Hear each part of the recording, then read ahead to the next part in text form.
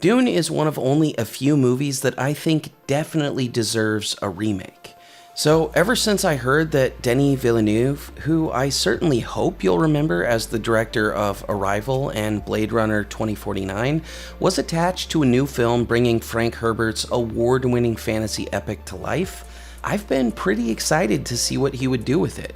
Obviously, given the release date of this video, I haven't seen that film yet. But most of the trailers for Dune have impressed me, and I'm pretty confident that the casting and filmmaking are going to be dramatically better than David Lynch's bizarre version from 1984, which I have seen several times. The sleeper has awakened! Fortunately, I have also read, or at least listened to, Dune, so I'm pretty familiar with the source material.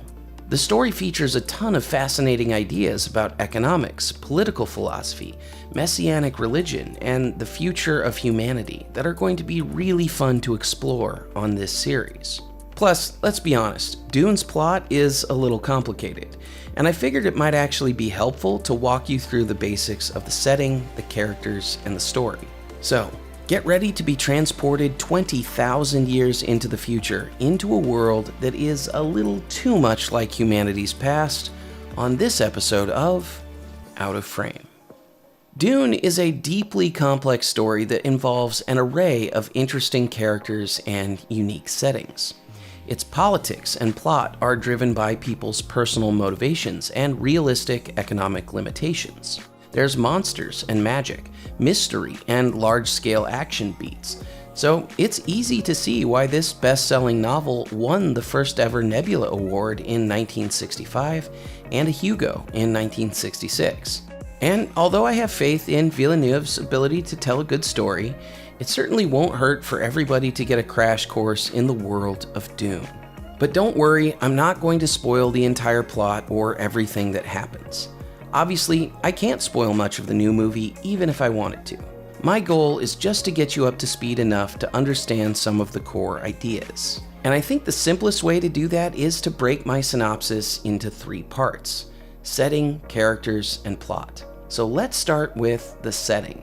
Roughly 20 millennia from now, humanity has spread out across the universe, largely thanks to the essentially magical properties of a substance known as melange, or the spice, which is described as having a cinnamon-like smell and a euphoric experience that varies from person to person and with each instance of consumption. Spice is as important as it is rare, found and mined on just one planet, the desert wasteland of Arrakis, Dune. The fact that the spice is so rare makes it extremely valuable, and yet, curiously, most of the people who live on Arrakis are incredibly poor. You better believe we'll be talking about that a little later, but first, let's talk about the characters. Over the centuries, some humans who have been affected by the spice have developed various, primarily mental superpowers, such as clairvoyance. Some have evolved into an entirely new species, like the mysterious navigators of the Spacing Guild, which use melange to fold space-time and traverse the stars. There are also mentats, who have used spice to become ultra-logical human computers. And there's the all-female religious sect known as the Bene Gesserit, who, in addition to having powers of suggestion and manipulation, have also learned to control their physiology so they can choose the sex of their babies during pregnancy. Meanwhile, the creation of artificially intelligent machines has been outlawed in order to keep people from growing lazy and weak. So some of the people in this universe are trained to the peak of what's physically and mentally possible, even without relying on spice. It's all pretty interesting. The specific characters we follow are mostly comprised of the elite. Our heroes are from House Atreides. We have Duke Leto Atreides and his Bene Gesserit consort, Jessica, along with their mentat and assassin, Thufir Hawat, Dr. Wellington Yue, Swordmaster Duncan Idaho, minstrel warrior Gurney Halleck, and most importantly of all, their 15-year-old son, Paul. Our villains are from the competing House Harkonnen, including the grotesquely fat Baron Vladimir, his nephews Feyd-Rautha and Glasso, or the Beast, and his disturbingly pro-torture mentat, Piter de Vries. There's also, of course, the Padishah Emperor Shaddam Corrino IV and his advisor, the Bene Gesserit Reverend Mother, Gaius Helen Mohiam, Princess Irulan, and Liet Kynes, who is the imperial ecologist on Arrakis. Lastly, we have the two major peoples of Arrakis, including the city-dwelling Arrakeen and the mysterious desert people known as the Fremen. Oh, and also there's 450-meter-long sandworms. Got all that? Cool. Let's talk plot. Up to a point. What you need to know is that the story begins with Emperor Corrino giving House Atreides the privilege of taking over planetary government on Arrakis. This is a big deal, and it seems like a great honor, except it's actually a trap. For reasons that I won't explain here, the Emperor is working with House Harkonnen, which had been the previous and much more callous overseers of Arrakis. Thanks to a long-standing feud, Baron Harkonnen's goal is to put Duke Leto in a position where his entire family will be destroyed. I don't want to spoil the details of the plan or the various twists that must inevitably emerge in order for it to come together, but one thing you should know is that Leto knows it's a trap and accepts the position anyway, hoping to outwit Baron Harkonnen and capture the immense wealth generated by the spice trade for his own house. This new fiefdom compels House Atreides to leave their lush homeworld of Caladan and move to the dangerously inhospitable world known to some as Dune. When we first meet Paul, he is basically the best at everything. He's an incredible weapons master and fighter. He's been trained by his mother to think like a Bene Gesserit. He's curious and intelligent. He's been unwittingly trained to become a mentat, and he's even a competent young diplomat. On top of that, he has prophetic dreams about Arrakis, water, and of a young woman with deep blue-on-blue eyes. I'll be honest, he's a bit of a Gary Stu. That said, we also learn why he is the way he is. Paul's mother, Lady Jessica, was originally told by the Bene Gesserit Order to conceive a daughter with the Duke, but she chose to have a boy for two reasons. First, she actually does love Leto Atreides, and that's what he wanted. But secondly, she had a premonition that if she bore a son instead of a daughter, that boy just might become the first ever male to fully attain the powers of the Bene Gesserit. It would involve a dangerous ritual, but if Paul survived, he would be forever known as the Kwisatz Haderach, which is something the Bene Gesserit had been trying to create for centuries through a genetic breeding program.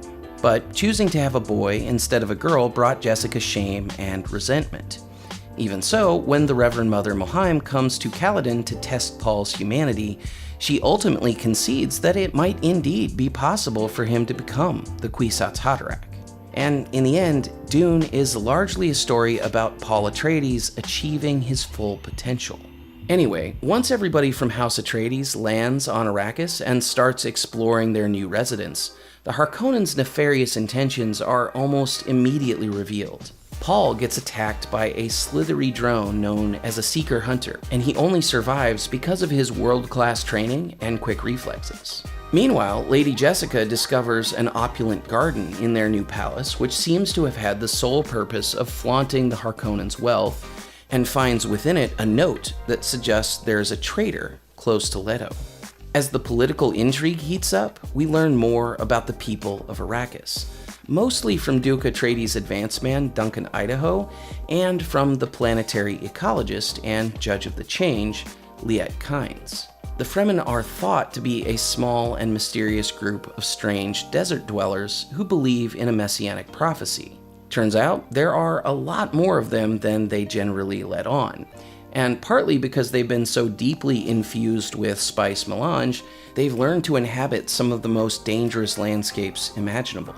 What's more, when Fremen like the Shadow Mapes meet Lady Jessica and Paul, they start wondering if their Messiah has finally arrived.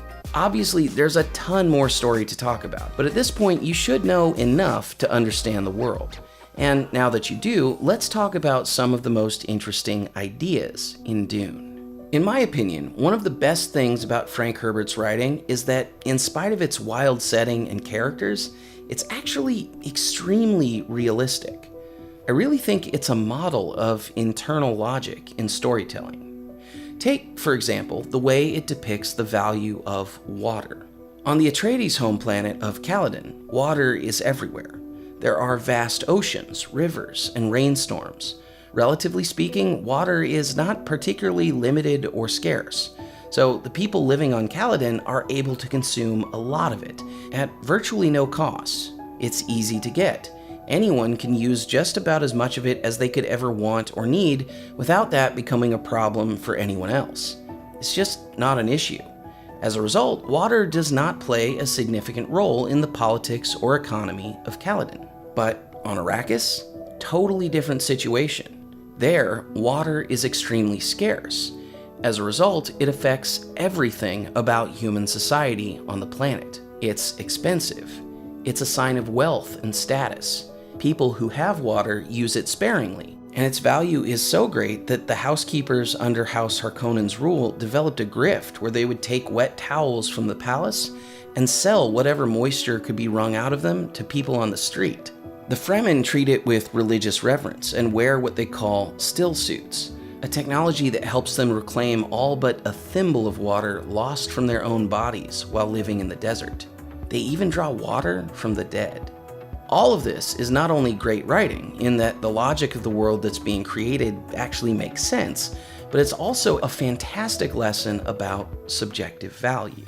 In economics, there's this idea called the diamond water paradox, which talks about the seeming contradiction between the fact that water is objectively more valuable to human survival, and yet diamonds are much more expensive. This has been a subject of discussion among great thinkers going back to Plato, but Scottish economist Adam Smith is probably most famous for observing the phenomenon in his book, An Inquiry into the Nature and Causes of the Wealth of Nations. As he put it, nothing is more useful than water, but it will purchase scarcely anything. A diamond, on the contrary, has scarcely any use value, but a very great quantity of other goods may frequently be had in exchange for it. The thing is, it's not really a paradox or a contradiction at all. In the late 19th century, the Austrian economist Eugen von Bambawerk started what economists now refer to as the marginalist revolution by observing that economic value is subjective and that prices are determined by the marginal utility of a given good or service. Marginal utility is the idea that as a good becomes more or less scarce, and as an individual satisfies his or her wants and needs, the value of whatever that good happens to be will change. If you are extremely thirsty and have only one bottle of water, you probably wouldn't sell it to me at all. Or if you did, it would take a very high price for you to be willing to give it up. On the other hand, if you are not extremely thirsty and you have 100 bottles of water, you may be willing to part with one or more of them for free. Economic value isn't a fixed, universal, or objective thing. The average price of a good or service is not based on the amount of labor or the cost of the resources required to produce it. It's a function of supply and demand. Value changes depending on individuals' desires and preferences, and it's based on the availability of whatever it is that they want relative to how many other people happen to want the same thing at the same time. That's why on Caladan, water is so cheap people swim in it and take it for granted. But on Arrakis, it's one of the foundations of their entire social structure. The same thing is true for the spice on an intergalactic scale. Remember, melange comes from just one planet, and yet it is utterly essential throughout the universe. The spice extends life. The spice expands consciousness. The spice is vital to space travel. As Baron Harkonnen put it, he who controls the spice controls the universe. Now, if you've been paying attention, you may have noticed something that doesn't seem to add up. Arrakis is the only place you can get spice. Spice is worth more than any other substance in the universe. It's tens of thousands of years in the future, and yet much of the Arakeen population is materially poorer than a lot of people alive on Earth today. How can this be? Fans of this show are going to be shocked to find out that the answer is government. If you check out other people's analysis of the story, you'll find a lot that don't really understand economics or history and get this all wrong. And I won't be surprised if some major conceptual errors worm their way into Denis Villeneuve's version of Dune as well. But we need to get this right. Dune is not an example of capitalism gone awry. The political system in Frank Herbert's universe is imperial feudalism, and its economic system is explicitly mercantilist. What does this mean? Well, it means that the entirety of interstellar society is controlled by a centralized political authority, in this case, an emperor. And because its territory is so incredibly vast, this authority has delegated some of its power to lords, such as dukes and barons, who are empowered to rule over various planetary fiefdoms. And as has often happened throughout human history, this empire maintains its power through a combination of threats and acts of violence carried out by its superior military force, economic incentives, and religion. In spite of being the original settlers on Arrakis and initially discovering the incredible properties of spice, the Arrakeen and Fremen are not legally allowed to own productive land or keep the proceeds of their work. Furthermore, the Empire has chosen to adopt a mercantilist economic policy. What's that, you ask? It's the idea that the state should play a dominant role in the economy, in particular by controlling commercial activity. Everything the law-abiding citizens of Arrakis produce, like spice, belongs to the Empire, and the Emperor decides what to do with it, and who profits from it. You might not be surprised to learn that it's not the Arrakeen or the Fremen. In a mercantilist system, the government directly supports favored companies or corporations and inhibits competition. They typically do this through tariffs, subsidies, and regulations that restrict who is allowed to participate in commerce. In Dune, virtually every important industry that gets mentioned at all is associated with a massive corporate guild or union, and these guilds enjoy a state-sanctioned monopoly over whatever it is that they do. For example, the Spacing Guild has the exclusive authority to control space travel and banking throughout the universe. Spice mining is similarly controlled by a monopolistic union. And, of course, we have the Chom Company, which actually owns, distributes, and directly profits from melange. One of the key benefits of being granted authority over Arrakis is that it includes a directorship in the Chom Company, which means getting a share of the profits and tremendous political power. To really drive the point home, Chom is, in fact, an acronym. It stands for Combine Honnête Ober Advancer Mercantile. This is a bit of a mishmash of languages, but as best I can tell, it means the honorable union for the advancement of mercantilism. So again, this should go without saying, but the political economy of the universe in Dune is not built around free market capitalism. To the contrary, it is representative of the very system that Adam Smith was critiquing in The Wealth of Nations. In fact, you will find no advocate of free markets who believes that the state should have this kind of power over individuals' property and economic decisions. Mercantilism is not capitalism gone wrong. It's what people all over the world did before capitalism. And they're inherently conflicting ideas. Even if you have what sort of looks like a market economy, if you squint real hard, when the land and resources are controlled by feudal lords, the only jobs available have you working for state-subsidized monopolies, and the distribution, sale, and profit from all the goods and services you produce exist to serve the empire, you don't have anything that even remotely looks like economic freedom. And unfortunately, the less free economies are, the poorer people living under those conditions tend to be. For example, let's look at the Arrakeen and Fremen living on Arrakis. With no legally upheld property rights and strict limits on commerce that prevent them from setting up competing spice mining operations of their own, individual entrepreneurs from the native population of Arrakis have no functional way of using the one massively valuable resource their planet has to offer to enrich themselves. So instead of being the wealthiest people in the entire universe, as would probably make sense, They are relegated to being one of three things: government lackeys, serving whichever lord happens to be in power at the moment; impoverished serfs eking out a living in the cities, knowing that whatever income they produce will be taken by the state; or fremen, living dangerous lives in the desert outside the law. As a result, the people of Arrakis have no purchasing power with which to flood their entire planet with water, food, and other resources they could have easily acquired in exchange for their magical spice. As you can see, there are serious material disparities between the rich and poor in Dune.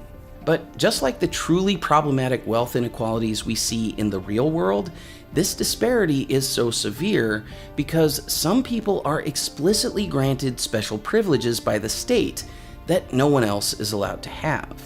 Individual rights are only applicable to those who have managed to find favor with the Empire. And those are the people who become wealthy at the expense of everyone else. In a world where individual rights were universally respected, we would see a multitude of property owners who become entrepreneurs. We would see the proliferation of innovative businesses and commercial enterprises that can only exist when markets are actually free and people are allowed to offer the products of their vision and labor to consumers who have a choice whether or not to pay for them. And in that world, those people who genuinely create value for others would find that their endeavors are profitable, thus allowing them to expand their businesses, hiring even more people to help produce even more goods and services, which ultimately enrich the lives of even more consumers. And equally importantly, everyone would be allowed to keep the income they have legitimately earned, using it to improve their own lives as they see fit. The disheartening thing is that no one in the universe Frank Herbert created seems to recognize the underlying problem, including the Fremen.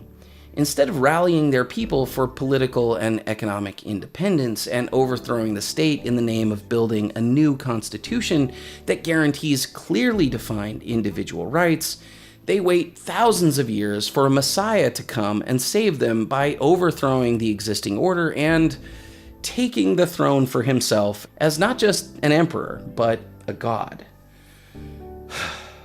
Sadly, that's also pretty realistic. But all the Fremen ever really needed was the right as individuals to make their own economic choices. If they had that, the spice would flow, everybody in the universe would benefit, and the Fremen would have become insanely rich. None of their people would have had to worry about much of anything ever again. Dune is an incredible book, and I'm absolutely hoping the new movie is good, because, well, the first one wasn't. And I think this is a story that deserves to be told to way more people than just those of us who actually like reading lengthy science fiction novels. As much as I complain sometimes about inconceivable societies in fiction, the world Frank Herbert created is surprisingly astute. Its political and economic systems create virtually all of the problems its world's inhabitants experience. And the solutions most of those people come up with are often very similar to those that people living under the same kinds of institutions have developed in the real world. And yet, we also get incredible set pieces, mutants that can see pathways through space, spice-induced magical powers, and giant sandworms. Pretty cool. What's less cool is how often people misunderstand the ocean of difference between economies driven by private property rights, entrepreneurship, and freedom of choice for producers and consumers, and economies that are dominated by a powerful government. In the words of the late great George Mason University economist Walter Williams, capitalism is relatively new in human history. Before the rise of capitalism, the way people amassed great wealth was by looting, plundering, and enslaving their fellow man. Capitalism made it possible to become wealthy by serving one's fellow man. We don't need emperors and lords, or even presidents and congressmen commanding our land, labor, and resources. We don't need the government to choose winners and losers and grant giant, well-connected corporations monopolies over the production and sale of our most important goods and services. If we want a prosperous society that actually creates wealth and raises standards of living for the vast majority of people, what we need is economic freedom. And that is the future I want to see. Hey everybody, thanks for watching this episode of Out of Frame. Let me know what you think about Dune, the book or the movies, in the comments. And if you want to participate in even more conversation, join us on Discord. Also, check out our weekly Behind the Scenes podcast. We discuss movies, TV, books, and other content we usually don't get into on this series. And for those of you who support the show on Patreon or Subscribestar, we do special bonus content where we answer Q&A. Supporters also get a private channel on Discord, free swag, and access to other cool stuff. So if you love what we do, please consider a monthly contribution. And speaking of our supporters, I want to give a special shout out to our associate producers. To Connor McGowan, Richard Lawrence, Matt Tabor, and Vega Starlight, thank you. Lastly, be sure to like this video and subscribe to the channel, ring that bell icon, and if you really want to make sure you see everything we publish and get even more exclusive content, join the weekly Out of Frame email list. And as always, don't forget to find us on Twitter, Facebook, TikTok, and Instagram. Thanks for watching.